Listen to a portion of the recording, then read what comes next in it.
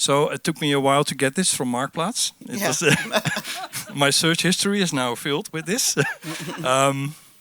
So any ideas what kind of material this is? Right.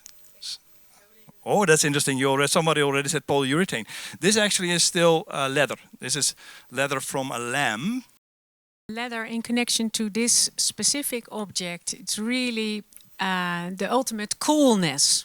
This was really something to have, and I think nowadays, of course, we have went to certain eras where it was really cool and in another way fashionable, that it now has lost a bit of its glance, I think. It definitely has changed. So Kalol, this might have been produced in India, don't you think? It could well be.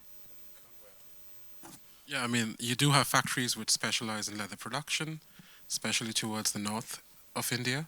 This is the question I've been thinking about all week, to ask you how sustainable leather is.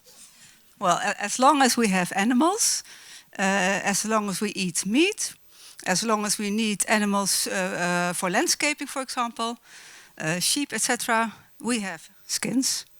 And we can throw them away, but we can also use them. The alternative is a polyurethane, correct? That's just plastic. That's just plastic. Yeah.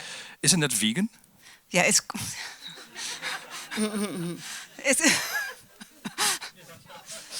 it's called vegan leather, but it's it's a kind of a ridiculous name because it's just plastic. The studs on the top, where do those come from? Do you know, Rosalie, or do you know Cherry, perhaps? The studs, my mind goes to 1970s punk and rebellion and the connotation that has that, and of course it came back 1990s grunge movements. It's kind of like a continuous cycle where the studs come back, I think. I was wondering, don't you think that there's any plastic on the leather, like a layer of polyurethane? That is a good question. Yeah. So the post-treatment of textiles, of leather, that is clearly something that is also quite often with even PTFEs, right? All sorts of materials are being used, colorings, and the question is whether this is on this leather also. No, I don't think so. Okay, no. So there is no additional coating. It feels like really quality lammy. Quality lammy. Yeah. What about the pre-treatment of leather? That is very unsustainable. That's the more unsustainable part of exactly. Leather.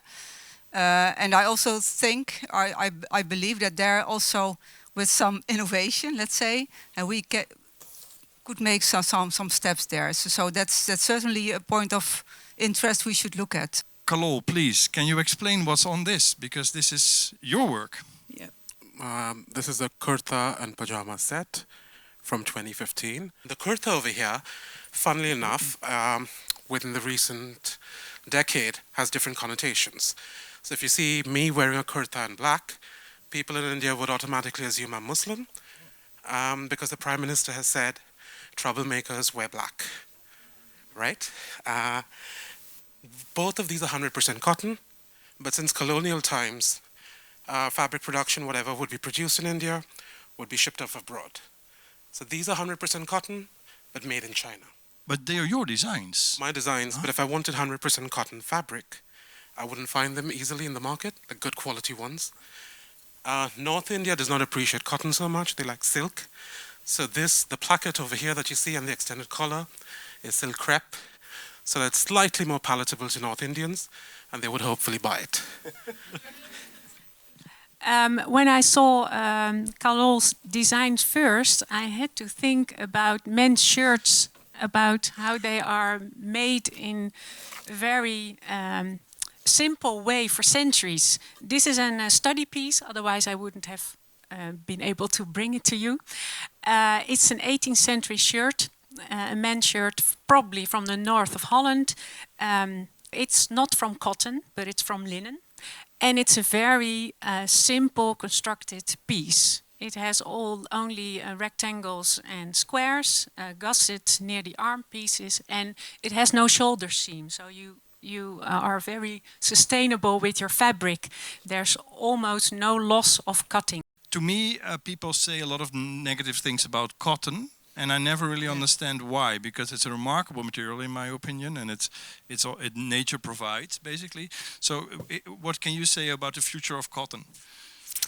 I think we need cotton, period, in clothing, but also in other kind of products, hygiene products, etc. There's a movement in the Netherlands Yeah. to bring back linen. Yeah.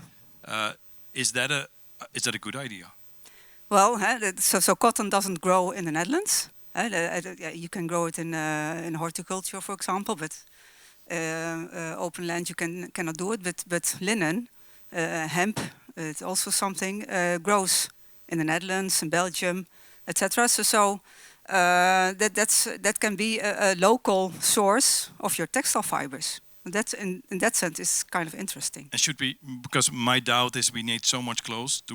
In the Netherlands, our agricultural lands are quite expensive.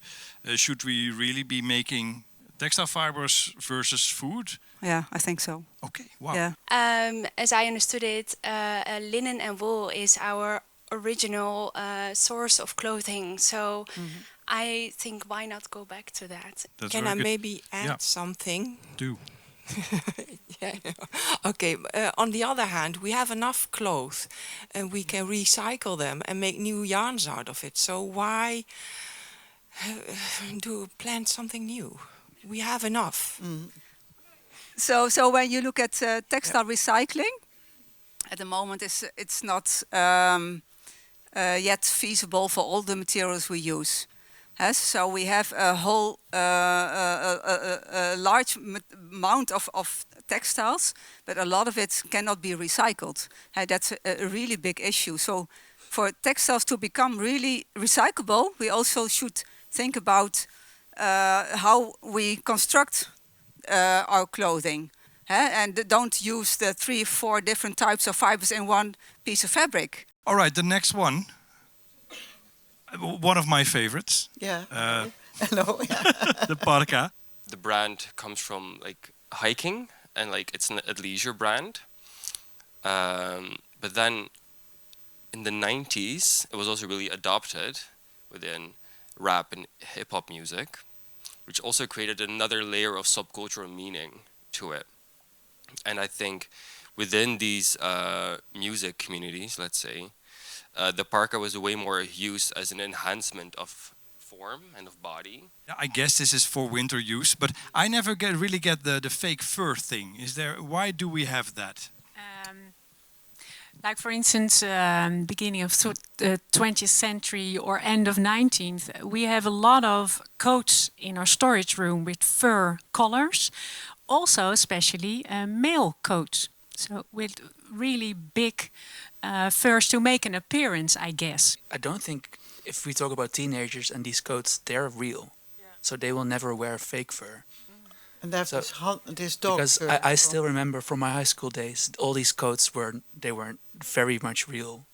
So how did you tell? I'm curious because I find it difficult to actually distinguish. You know because it's the specific brand. Okay, that's. I can't recall the specific one. But could you distinguish it yourself? Canada Goose, for example, yeah, or Montclair. But can you say whether this is fake or real? Because I can't. Yeah, you can. Yeah. You should. Would you please? Because that would be very interesting to me. Because I anticipated it being fake. Fake, yeah, fake. Oh wow. And there's another thing I want to discuss is the filling, because again I assumed that it would be a polyester filling, but no. Theresia, I rather shake you, but Pauline, you also told me this is not true. Feathers, I think. Yeah, you can see. You can pick it up. Yeah, that's the feathers. The feathers. Yeah. Well, how many chicken would this be? I don't think they use chicken. Oh, no. No. No. What they Goose. use? Goose. Goose. But why would they use this? Is it cheaper? Is it better? No. That's fantastic. This contains a lot of air, and that's really performance. Exactly. That's the reason. Yeah. Sometimes they're mixed, and there are also a lot of recycling projects going on this dont, or how you call that. Yeah. Down. And that's really a very good step forward, I think. That's why this is also an example of what can be really good recycled, because you can collect it quite easily. It's a monostream, it's only feathers, and then you can do something with it. That is very good. Yeah. No, that's true. But that also goes for polyester. Yeah. Oh, no. Yes, that's true. I wonder if or why not there is no wool used as inside of. You can really use the shorter wool fibers to make this nice non-wovens for using in these kind of jackets. So it's there to use the woolen fibers for this kind of filling. Yeah. We're moving on to the next one. Thank you very much already for all the questions. That's really appreciated. This one is also a nice one. An icon. An icon. Well, it never used to be an icon, but it surely is nowadays. Because now you can wear this and you could go to anywhere and everybody says, oh yeah, that's okay. Yeah. I'm not wearing it, but it's the thing. So this is made of? This is 100% recycled polyester. Yeah, but it's not recycled from textile. This most likely is recycled from plastic bottles. Oh yeah. That's an interesting side note. So this is a second life product, basically. So the first life was most likely the bottle, and then this is the second life. And that is much more sustainable, right? What? Well, no, yeah. So what you then do, you have a kind of nice system for your bottles. You can use it all over again, and then you take something out of that circle, make something else, and in the end, recycling of this one is much more difficult than the bottles. Is there anything bio-based or biological on the horizon? They kind of invented the polyester we know it as nowadays, also the nylons. They created it. They're synthetic polymers, and we can create it again from other resources. So why not? My last question to the audience, anything new you have heard today? Hands up if you've learned something. Well, that's okay. There's a lot of experts in the room already. Thank you very much. This was the first time. All right, have a good day. Thank you.